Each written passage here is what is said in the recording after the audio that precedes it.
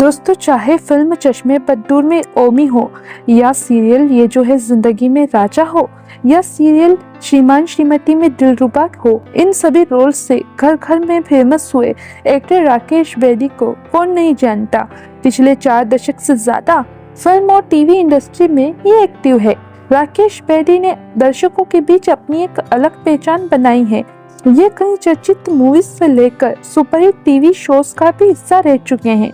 अक्सर अपने comic roles से सबको हंसाने और गुदगुदाने वाले अभिनेता राकेश बेदी खुद को आज भी एक थिएटर आर्टिस्ट मानते हैं।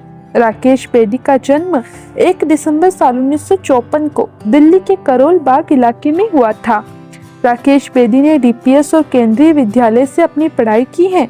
इनके पिता का नाम गोपाल बेदी है, जो कि इंडियन एयरलाइंस में एरोनॉटिकल इंजीनियर थे। राकेश बेदी स्कूल में पढ़ाई के दौरान अच्छे नहीं थे। इन्होंने अपने स्कूल के दिनों से ही एक्टिंग में हिस्सा लेना शुरू कर दिया था।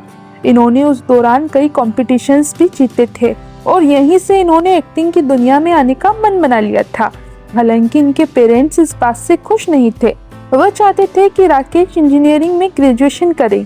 हालांकि इन्होंने इसके लिए एंट्रेंस एग्जाम की तैयारी भी की, लेकिन परीक्षा शुरू होने के 5 मिनट बाद ही इन्होंने आंसर शीट लौटा दी और कहा कि ये गलत पते पर आ गए हैं।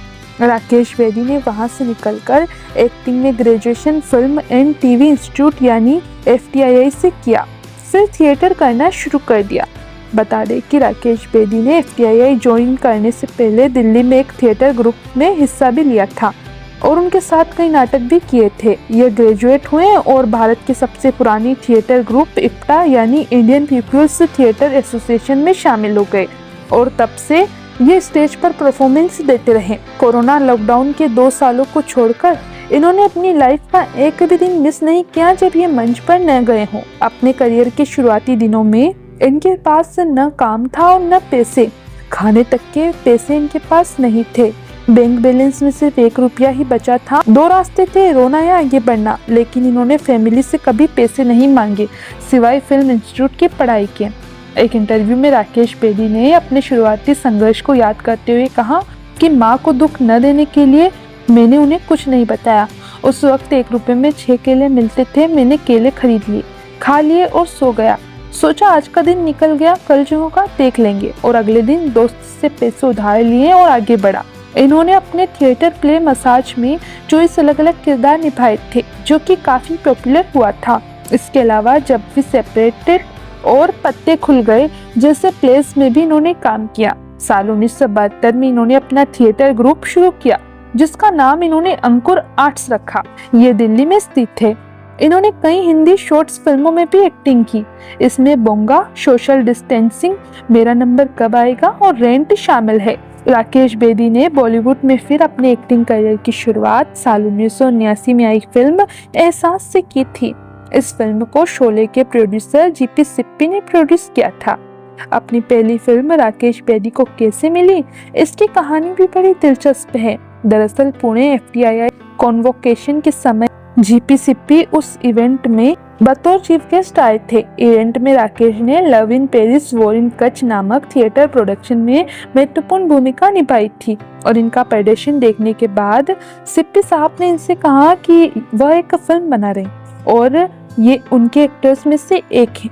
हालांकि एहसास फिल्म से पहले इनकी साइन की गई दूसरी फिल्म हमारे तुम्हारे रिलीज हुई थी, जिसमें संजीव कुमार के साथ काम करने का इन्हें मौका मिला था। राकेश बेदी का फिल्मी सफर तो शुरू हो गया और इसके बाद यह कई फिल्मों में नजर आए, मगर इन्हें सबसे बड़ी साल 1981 में आई फिल्म चश्मे बददूर से मिली। इस फिल्म को इनको मिलने की कहानी भी बड़ी दिलचस्प है। दरअसल इनके क्लासमेट DOP सुरेंद्र सैनी थे, उसी साल पास आउट हुए। इन्होंने FTII की उनकी शूट की फिल्मों में काम किया।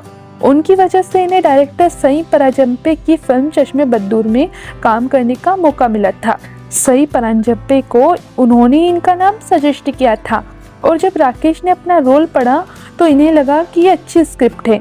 उस वक्त इन्हें ये नहीं पता था कि 40 साल बाद भी इसकी चर्चा होगी, लेकिन इतना जरूर मालूम था कि ये साफ सुथरी, मजेदार और हिलेरियस फिल्म बनेगी। चश्मे बद्दूर फिल्म टाइमलेस फिल्मों में से एक है। इस फिल्म ने न सिर्फ राकेश बेदी बल्कि बाकी सितारों फारूक शेख और दीप्ति नवल की भी किस्मत बदल दी थी। फिल्म में फारूक शेख के दोस्त के रोल में नजर आए राकेश बेदी को लोगों ने काफी पसंद किया था।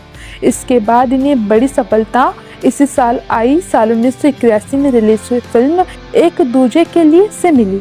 इस फिल्म में रति अग्निहोत्री और कमल हसन लीड रोल में थे, मगर इस फिल्म में इन्होंने ह्यूमरस विलन का किरदार निभाया था। इस फिल्म में इनके विलन के किरदार को भी लोगों ने खूब पसंद किया। इसके अलावा इन्होंने नसीब अपना अपना ऐसी कुछ और इनके करियर की खास फिल्में की है, लेकिन इन्हें सबसे बड़ा बदलाव तब दिखा जब साल 1984 में इनका टीवी शो ये जो है जिंदगी आया। राकेश बेदी ने एक इंटरव्यू में बताया था, जब साल 1984 में इनका ये टीवी शो ये जो है जिंदगी आया था, तब इन्हें पता चला कि टीवी की ताकत कितनी ज़बरदस्त है। 2-4 एपिसोड ही आए थे कि लोग दीवाने हो गए। जहां ये जाते, सड़क पर चलते तो लोग पीछे पीछे आ जाते। फोन तो उस वक्त था नहीं, कैमरा लेकर लोग फोटो खींचते, ऑटोग्राफ मांगते या बातें करते। वो सफलता का असली स्वाद था। पॉपुलैरिटी फिल्मों से भी ज्यादा एक अलग लेवल की थी। शो ये जो है जिंदगी के बाद इन्होंने श्रीमान श्रीमती, यस बॉस, हम सब एक है, जाने भी तो पारो जैसे कई चर्चित टीवी शोज किए हैं।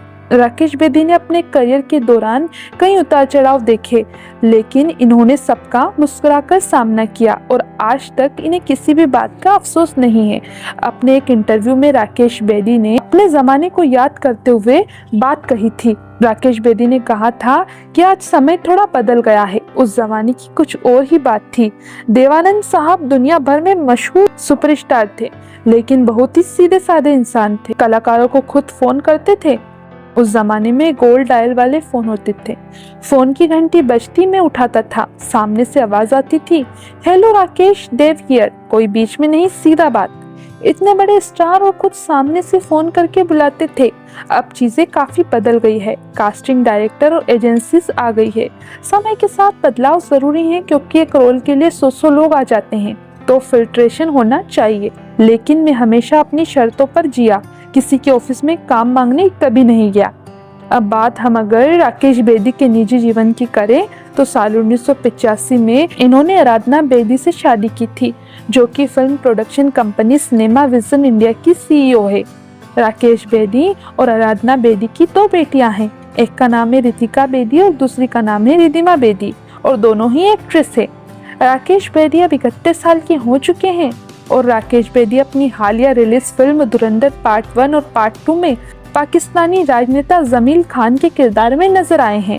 ज्यादातर फिल्मों में कॉमिक किरदार निभा चुके एक्टर को इस फिल्म से एक अलग ही पहचान मिली है और अपनी फिल्म धुरंधर को लेकर ये इन दिनों काफी सुर्खियों में बने हुए हैं। फिल्म धुरंधर में निभाए गए अपने किरदार के लिए इनकी चारों तरफ खूब चर्चा हो रही है। इनके आने वाली फिल्मों की अगर हम बात करें तो बता दें कि ये 2 नए प्रोजेक्ट्स में दिखाई देने वाले, जिनमें अभिनेता वरुण धवन की अपकमिंग फिल्म है जवानी तो इश्क होना है और प्राइम वीडियो पर आने वाली सीरीज राख शामिल है।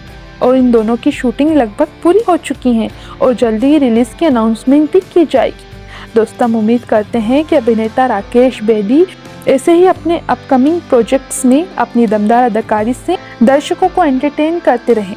इसी के साथ हम इनके बेहतर स्वास्थ्य की भी दुआ करते हैं।